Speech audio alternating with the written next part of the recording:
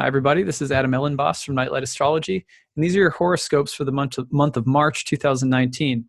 So this is the Sun and Rising Sign horoscope for Aquarius. All right, let's go ahead and take a look. So the month gets started with a pretty powerful square from the planet Venus in Capricorn in your 12th house to Uranus in Aries in your 3rd house. Now, this moment is pronounced across the board, all horoscopes I've done this month. This is the first thing we're starting with, right? Venus is love, agreement, friendship, beauty, harmony. She hits a square to Uranus, and you're talking about a tense moment that is also defined by themes of independence, revolution, sudden, unexpected, or erratic events, the need to break free, to define oneself through opposition. And so this is a potential moment for some upheaval in relationships that starts the month. Now, across this house 12 and 3, you're thinking about,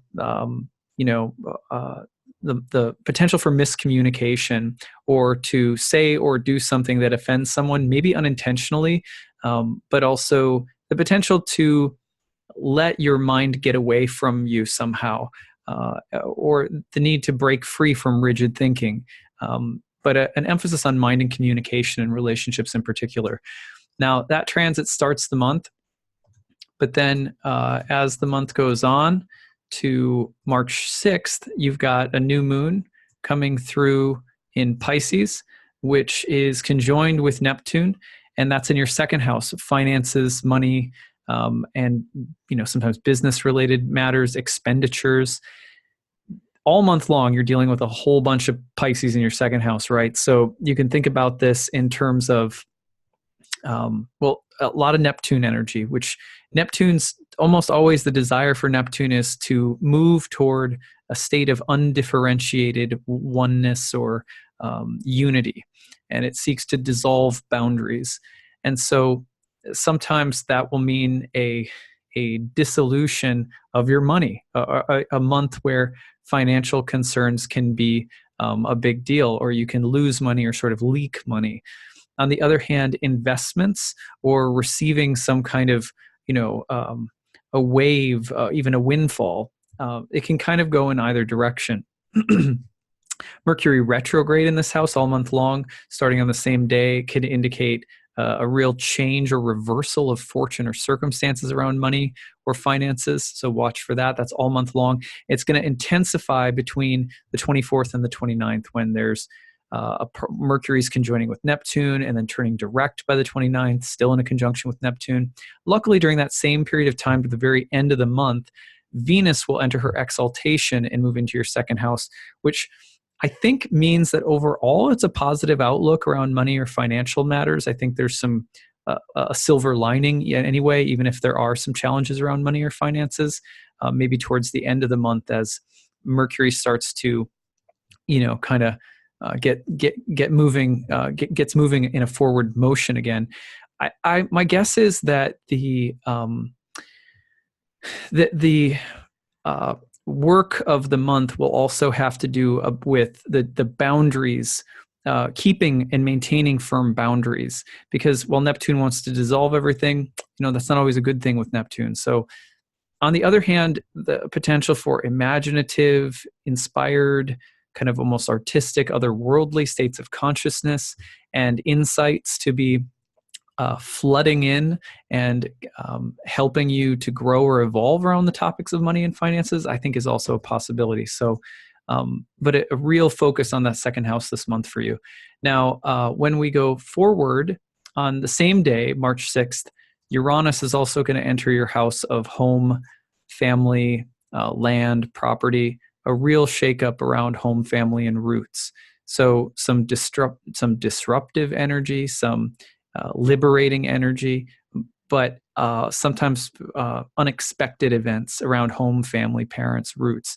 And that starts a trend now that's going to last all the way into 2025, into 2026 a little bit.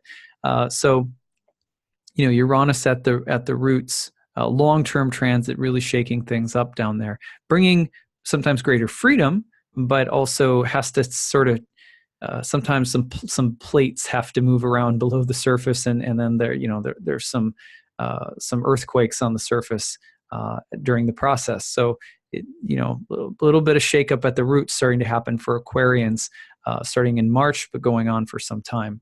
Now, when we move forward to another period of time is very powerful, between March 14th and the 19th, Mars in the fourth house is going to start moving through a trine to Saturn and Pluto. A lot of like Mars in the fourth house is like, work on the home front, work in the home, work on the land, confrontation around family issues, God of War in the house of home, family, land, property. But now it's making trines to Saturn and Pluto in the 12th. It's a weird transit. It has the feeling of productivity behind it, of delivering results in an earthy manner, intense, hardworking, focused, driven, powerful, strong, but also maybe dealing with a certain kind of heaviness. It's like, it's like the endurance of a sweat lodge or something, just like you're doing the work of purifying something or moving something, moving your physical karma. You have to kind of push it up the hill a little bit. But I think it's productive and could result in some maybe tangible material results, but also I think inner rewards for hard work done right at this time.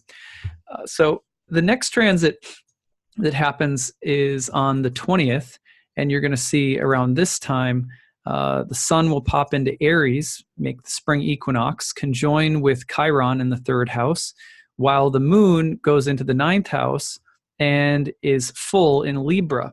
So your ninth house, third house axis is really pronounced here. And that has the look and feel of a kind of a philosophical or maybe even a spiritual or even educational moment of breakthrough or transformation. Both houses have to do with the mind and learning and speech and thought and judgment between truth and falseness. So something of an intellectual revolution, I think, around this time. But there's also maybe some themes of healing and confronting painful areas, both mentally and emotionally, and maybe in relation to the mind, to beliefs, to your base of knowledge, to your intellect. You may feel it's also possible to be a little too aggressive, or to be dealing with hurtful words. So this is a time to be a little extra sensitive. Full moon in Libra will emphasize the themes of balance, justice, higher truth, beauty, and harmony. But there is a kind of more fiery, intense moment of healing in the mind. And that's happening all of this is happening right around the spring equinox. So you can see that March 20th, March 21st. And then again, at the very end of the month, the 24th to the 29th, that's when you see that Mercury, Neptune theme, and then Venus pops into your second house. I've already mentioned that. But the end of the month, again, especially around finances and money, something's sorting itself out. You got to be very careful about keeping good boundaries around that time. But also don't be surprised if some inspiring and almost sort of mystical experiences take place in that house. So let me know how it goes, Aquarians. I hope you have a very good month. I'm heading to India, so that's why I'm putting these out a little bit early. I'll be back in March, and I will look forward to seeing you again for April's horoscopes. Okay, take care. Bye.